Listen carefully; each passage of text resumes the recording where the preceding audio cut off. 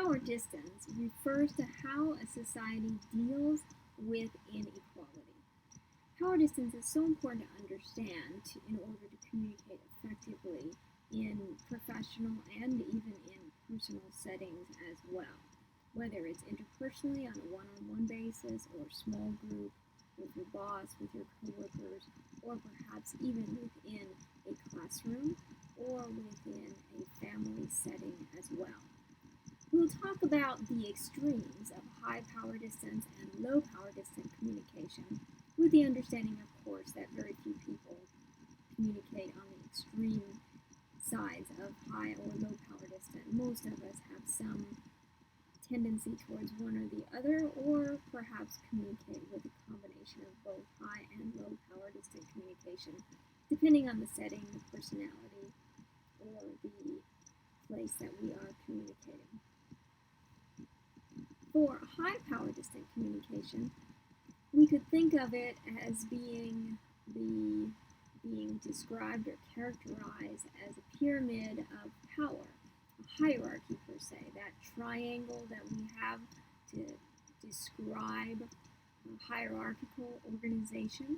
At the very top of the pyramid of power is the president, the CEO, maybe a king or queen, if that's the type of society it is, or maybe even mom or dad or your professor at the very top.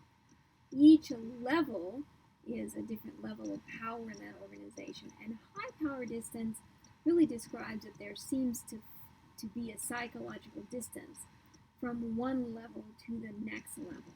So communication is very often described as very authoritarian in style. You might have very honorable titles, so if you go into a court of law, you would say your honor to the judge. If you are speaking to someone who's a much higher status in the hierarchy, you would use some type of honorable title. Your honor, Mr. So-and-so, Ms. So-and-so, maybe doctor, for example. The style of communication is very formal. You would use formal terminology, make sure that you use very formal body language as well.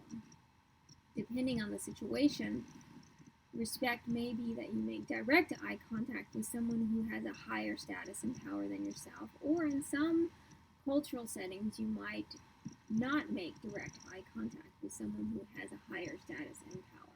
Depends on the culture, of course. Questions are handled in a different way in a high power distance setting as well. Very often in extreme high power distance settings, questions are discouraged, even to the point that questions are considered to be challenges to the person's authority. So if you were to ask a question, it would feel like a challenge. It would be disrespectful to ask that question. You would have to, if you had a question or complaint or criticism, possibly lodge that complaint through some other type of avenue or go through the chain of command, meaning talk to the level who is immediately above you, who would talk to the next level, to the next level, to the next level, until it went all the way to the top of that pyramid of power. One example of high power distant communication is a military group. In a military setting, there is very little opportunity to disrespect your superior officer. You are asked to use an honorable title, sergeant, master sergeant, general, colonel. There's even a discouragement to fraternize between the different levels, because the idea is that if you're too friendly with the people who are below you in that hierarchy of power, that they will not respect you, that you will feel like you're too close psychologically and not be able to exercise power and control over them as effectively as if you kept your distance from them. Once again, that high power distance, kept your distance from them and established power and authoritarian kind of style over them. Military is one example of high power distant communication. Medical settings, typically where high power distant, we would call the doctor doctor.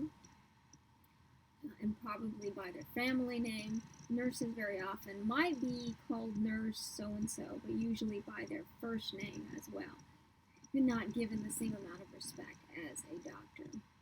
There are many different situations where high-power distant communication is typical, and usually high-power distant communication in situations might be effective if the situation is high pressure and high stress kind of situation. So medical and military are good examples of high stress and high pressure.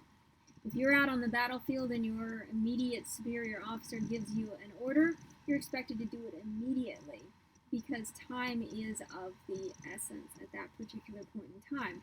If you were to say, well, General so-and-so, are you sure that's a good idea? Maybe even before you finish that sentence, you might all have died because you don't have time to discuss your options. You're expected to follow orders and do it in a speedy, timely manner. Same thing in a medical setting. If it's a medical emergency and the different parts of the medical team were allowed to discuss, question, and negotiate about the treatment plan, maybe once again, time is of the essence. The person's life is on the line. You would have to just follow your orders and do what you're told in order to save that person's life. And trust that the person above you, the doctor above you, whoever is the higher level in the hierarchy in the medical field, knows what they're doing and will make the right decision for everyone involved. In a low power distance setting, if we're looking at the extremes, once again, extremely low power distant communication is usually characterized as seeming very equal in style, maybe more casual. In fact, questions are encouraged and even expected in the low power distant communication. So very opposite to what high power distant was. High power distant, you were thought to be challenging the person's authority if you ask questions.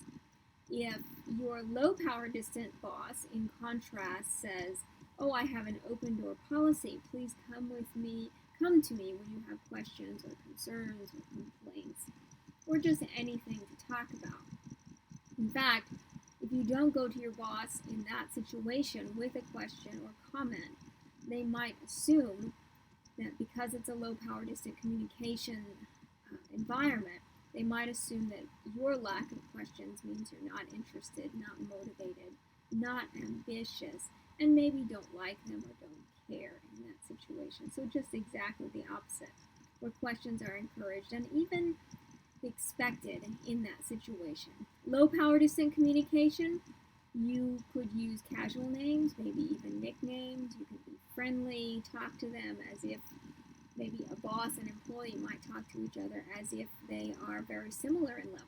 Even though there's a difference in power and status between a boss and employee, you don't talk to each other as if there is a big difference in your status and power. So you call your boss by his or her first name, talk to them just like they were one of your somewhat closer friends. Of course, once again, most people are not on the extremes of high and low power distant. Maybe we have something somewhere in the middle. A typical family in the US may give you an example of this. For the most part, we do have one semblance of high power distance because most children will call their parents by mom or dad, which is an honorable title of respect. If a child were to call their mom or dad by the first name, Betty and Jim, then it would seem very disrespectful and that parent might get very upset. Now, there might be some families where they could call their parents by their first name, but many families still maintain that semblance of high power distant respect by using the honorable titles of mom and dad. Now, if you were a child where you were expected to do what you were told, never challenge, never speak up, don't rebel, don't argue with your parents, then that may be more of a high power distant style of communication. In low power distant families, children actually might even be respected if they rebel a little bit, if they argue, if they stand up for themselves. parents might say, "Oh, Johnny is being establishing himself, his own identity. He's being a little rebellious. He's trying to find himself," and that could be considered to be something that is a positive in that family because you want to establish your personal identity, and part of that is that disengagement process with your parents. So once again, with high and low power distance, there's no right or wrong answer. People, groups, cultures are different. Very often we combine both to a certain extent. But an understanding of power distance and how it changes the way we communicate is important for effective communication.